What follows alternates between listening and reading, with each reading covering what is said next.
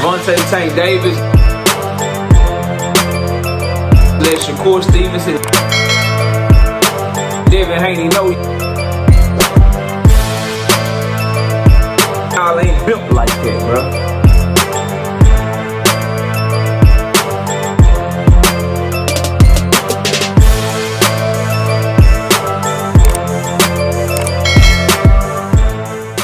So Jaron, Boots Ennis, and Vergil Ortiz, that quote-unquote huge fight that was apparently all done for January and February, that shit turned out to be not true. Who we blaming?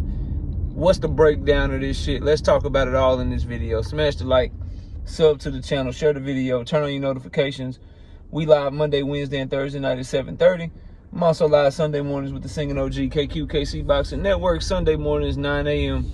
Central Standard Time. Join the channel as a member. Drop super chats when you come by the live streams. And if you want to debate, knockoutboxing86@yahoo.com is the email address. Let's get it cracking though. So, Jaron, Boots Ennis, bruh, Vergil Ortiz is turning into a shit show, right? You have Eddie Hearn claiming that Jaron Boots Ennis has signed his part of the contract for a Vergil Ortiz fight, and then Vergil Ortiz and his team said, we ain't even got no offer for no damn Jaron Boots Ennis fight, according to Vergil Ortiz's manager. Vergil Ortiz Sr. says, look, we've already accepted that fight 2 times. We ain't got no third offer at all. We don't know what Eddie talking about. How the hell can he tell Vergil when to fight, what to do, and all that shit? How can he even offer Boots a fight?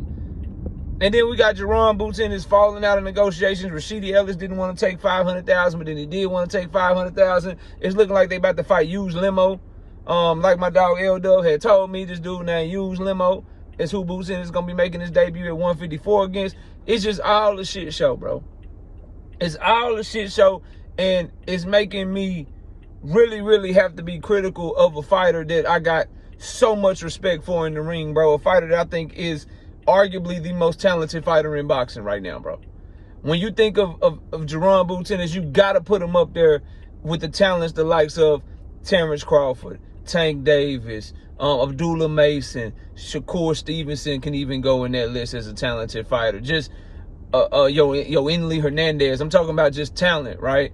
You know, Tima Lifu, Devin Haney, like, and you know, some I think obviously are more talented than others, but I'm talking about like the names, bro.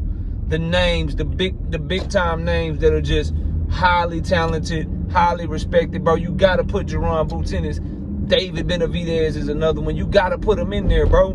If you don't put him in there, then there's something wrong with you. You know what I mean? Like, that's how good of a fighter he looks to be in the sport of boxing. However, the moves that he is making, bro, the way that his team is representing him is just crazy right now. When I first heard all of this, I asked the most logical question that I could ask, bro. When I saw all these comments going back and forth, I got my homie Deem sending me stuff about what Vergil Ortiz Sr. is saying. I'm reading all the Eddie Hearn. I even sent Deem an article where Oscar De La Hoya said that the fight is inevitable. Vergil and Jaron Boots Ennis most definitely gonna fight. That fight has to happen. Like, and then I'm reading all the articles on Ring Magazine. I'm reading everything that's getting sent around. And the first question I had, bro, for Jaron Boots Ennis, Bootsy Ennis, for that side, the very first question I got is, how the hell can you sign Eddie Hearn with a guarantee to fight Vergil Ortiz Jr.? Eddie Hearn said that Jaron Boots Ennis has signed his part of the contract for Vergil Ortiz. That he has signed his damn deal, and in his deal that he signed the Matchroom, he signed up to fight Vergil Ortiz in his deal that he signed the Matchroom. That's what Eddie Hearn said. My very first question was, how the hell can Eddie Hearn guarantee Jaron Boots Ennis a Vergil Ortiz fight with Vergil Ortiz ain't even signed to him, bro? The very first thing I thought of, the very first thing I asked, the very first thing that went across my mind, this is Bud Crawford all over again. Remember when Bud Crawford got in his dispute with Top Rank, bro? And he was suing Top Rank, and some of the paperwork from his contract came out because people were able to obtain the lawsuit that he had against Top Rank. And in his lawsuit against Top Rank, it was disclosed that he signed a contract with them where they had guaranteed him the Earl Spence fight. Anybody remember that shit? And my very first question was, yo, how he signed the Top Rank and Top Rank guaranteed him the Errol Spence fight, and Errol Spence ain't even a Top Rank fighter. Why would you sign that? Why would you let somebody put that in your paperwork? Who is looking out for your interests? I'm asking Jaron Boots Ennis the same thing. How the hell can Eddie Hearn guarantee you a Vergil Ortiz fight? He can guarantee you that he would try. He can guarantee you that he would try to negotiate. But he can't guarantee you a damn Vergil Ortiz fight. What are we talking about, bro? Then, the other thing, right? Vergil Ortiz side is saying we ain't agreed to no terms, bro. We ain't got no offer or whatever. Eddie Hearn is saying Boots has signed his part of the contract for that fight. My very next question was, how the hell can there be a contract if they ain't even agreed to terms? How is there a contract to sign? They don't got a fight date. They don't got a venue. They ain't agreed to the money. They ain't agreed to nothing. So how you done already signed the contract?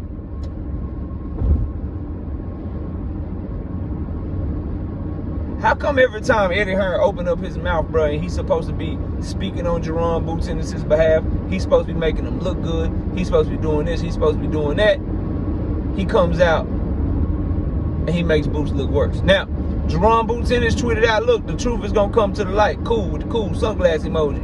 Like, you know what I'm saying? Might as well say the knockout emoji with the sunshades. Like, that's what he tweeted out about 24 hours ago, so early this morning. So he tends to think that the offer was sent to Vergil and them. That Vergil and them did negotiate. And Vergil's management team is the one saying, we ain't got no offer. We don't know what the hell they talking about. This wouldn't be the first time that Golden Boy went behind a fighter's back and tried to make a deal. This wouldn't be the first time. Golden Boy has a reputation for making fights or trying to make fights that they fighters may or may not want. And so maybe Eddie Hearn did negotiate with Golden Boy, but Golden Boy hasn't bought it to Vergil yet. Maybe that's possible. What I think is going on is a lot of posturing, bro. I know this fight fell through 2 times already. February 22nd of this year and November of this year. And now I think people are trying to save face. They're trying to maneuver publicly and do this and do that publicly to make themselves look good. I think Eddie Hearn full of shit, bro. I'm sorry, bro. I think Eddie Hearn full of shit.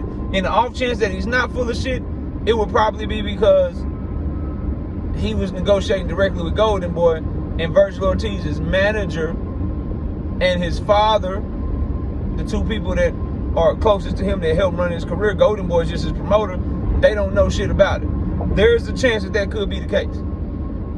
But what's more than likely is Eddie Hearn is bullshitting, trying to act like he's making fights for Jaron Boots Ennis. And Jaron Boots Ennis, again, not grabbing the bull by the horns, not taking full control of his career, is allowing Eddie Hearn to just PR, make it seem like he's trying to make all these fights and that fights, and then this dude about to fight Hughes Limo, bro.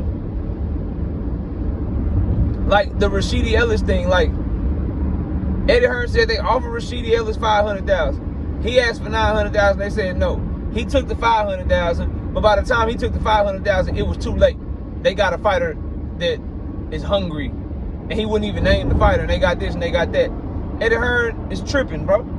He's tripping. Who gives a damn about that other fighter? At least Rashidi is a name. Remember, I told y'all, bro. Hughes Limo. I did a whole live stream on it.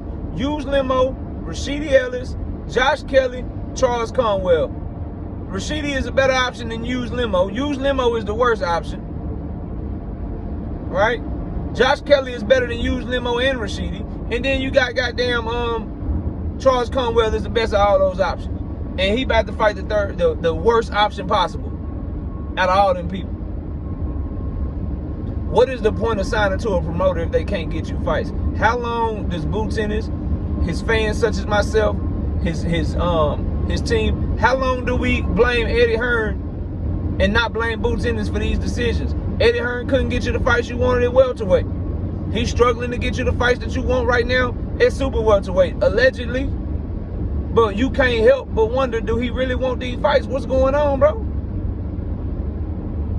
Because according to Turkey, according to Eddie, Boots was the one that pulled out of this November fight with Vergil. According to Turkey, according to Eddie, Boots was the one that pulled out back in February and didn't want to move up to 154 yet. Yeah, so we already, it's already documented that Boots Ennis didn't want smoke with Vergil 2 times this year. And now Vergil team is like, look, we moving on our own schedule, bro. If y'all want to make a fight, we can make a fight. Is what I saw them say. Is what I saw Vergil Ortiz Sr. say. Is what I saw his management team say. But they saying ain't no offer been made over this way. And if there is an offer, we gonna negotiate and we gonna come to a mutual agreement. Ain't nobody finna tell us what to do. That's what they said, bro. And Eddie Hearn is out here saying Boots done signed the contract. Boots, I don't know what you did or didn't sign, but let me tell you something, bro. You can't have a contract if people ain't agreed to that shit. So I don't know. You might want to check what Eddie had you signed, bro. Straight up. How you signing the contract and how you sign the contract ain't no date on it. Ain't no fight date. Where the venue at? How much money you getting? How much money Vergil getting? Who walking out first? Who walking out last? What size is the ring? Ain't no way in hell, bro. Ain't no way in hell, bro. Y'all ain't even talked about terms of the fight. Shit crazy, man. Shit's crazy. Boots ain't looking right, y'all. I love Boots. And I know there's a lot of people that follow the channel that rock with Boots too, but this shit don't look right, bro. Always struggling to get fights. Every time it's some negotiations or whatever, the fight with the people that we be like, all right, yeah, bet that's a good fight. Those are the fights that never happen. It's always somebody that we don't want to see, bro. Always. Always. And I told y'all him signing the Eddie, bro, this is the shit that come with it. It's trash. It's trash right now. Garbage. So y'all let me know what y'all think, man. Who ducking? What's going on with Boots and Vergil, man? Because one minute they say, oh, we most definitely got to fight January, February. Then on the other hand, they like, oh, no, we don't even know what the hell y'all talking about. Y'all ain't sent us shit. Man, y'all make the fight happen, bro. Something don't smell right. And it always seems like it's Boots Ennis and Eddie Hearn's side that just seem like something ain't right, bro. With this Vergil Ortiz situation. I'm with them. I was with y'all on Brian Norman, bro. Because they confirmed the shit that y'all was saying. But every time Eddie come out here and say some shit, the other side is like, Eddie, we don't have a fucking clue what you were talking about, bro. Every time he come out here and say he trying to work on some shit, do some shit for Boots, the other side is like, yo, we don't know what the fuck you talking about. Emonta Stanley was like, yo, I don't know what the hell Eddie talking about. Mario Barrios and them was like, yo, we don't know what the hell Eddie talking about. But then later came back and confirmed it, so we're like, yeah, them boys ducking, I bet. But every time, bro, every time, it seems like they come out and they say that, oh, we got this fight, we made this offer, we negotiated this, we signed for this, we signed for that. The other side, like, I don't know what the fuck you signed, because y'all ain't even talk to us. Y'all let me know what y'all think, man. Comment below. Smash the like. Sub to the channel. What's going on with Boots? And oh my God, what happened to Vergil? What's going on with Vergil? We need this fight, bro. Smash the like. I'll see y'all soon. Javante the Tank Davis. Let Shakur Stevenson. Devin Haney know y'all ain't built like